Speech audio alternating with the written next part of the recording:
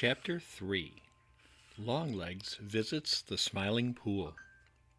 Longlegs the Blue Heron watched Billy Mink and Little Joe Otter disappear down the Laughing Brook. As long as they were in sight, he sat without moving, his head drawn down between his shoulders, just as if he had nothing more important to think about than a morning nap.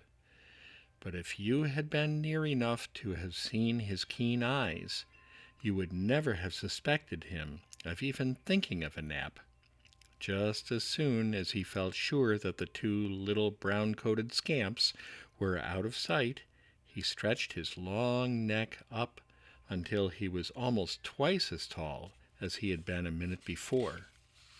He looked this way and that way to make sure that no danger was near, spread his great wings, flapped heavily up into the air, and then, with his head once more tucked back between his shoulders and his long legs straight out behind him, he flew out over the green meadows, and making a big circle, headed straight for the Smiling Pool.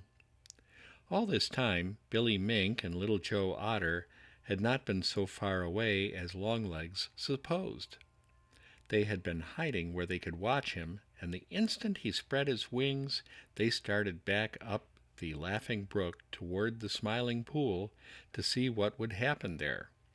You see, they knew perfectly well that Longlegs was flying up to the Smiling Pool in the hope that he could catch Grandfather Frog for his breakfast.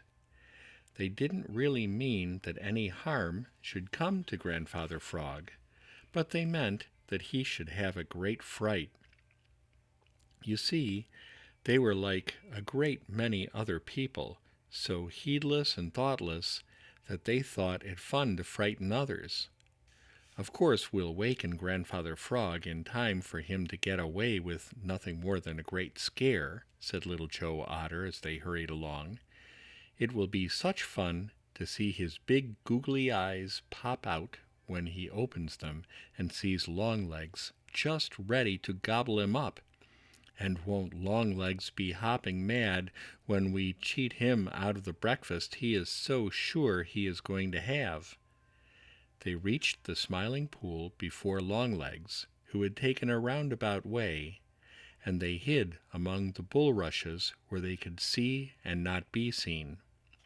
"There's the old fellow, just as I left him, fast asleep," whispered Billy Mink. Sure enough, there on his big green lily pad sat Grandfather Frog with his eyes shut. At least they seemed to be shut. And over on top of his big house sat Jerry Muskrat. Jerry seemed to be too busy opening a freshwater clam to notice anything else, but the truth is he was watching all that was going on.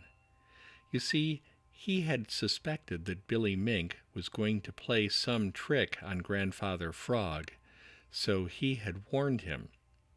When he had seen Longlegs coming toward the Smiling Pool, he had given Grandfather Frog another warning, and he knew that now he was only pretending to be asleep. Straight up to the Smiling Pool came Longlegs the Blue Heron, and on the very edge of it, among the bulrushes, he dropped his long legs and stood with his toes in the water, his long neck stretched up so that he could look all over the Smiling Pool. There, just as Little Joe Otter had said, sat Grandfather Frog on his big green lily pad, fast asleep. At least he seemed to be fast asleep. The eyes of Longlegs sparkled with hunger and the thought of what a splendid breakfast Grandfather Frog would make. Very slowly, putting each foot down as carefully as he knew how, Longlegs began to walk along the shore so as to get opposite the big green lily pad where Grandfather Frog was sitting. And over in the bulrushes on the other side, Little Joe Otter and Billy Mink nudged each other and clapped their hands over their mouths to keep from laughing aloud.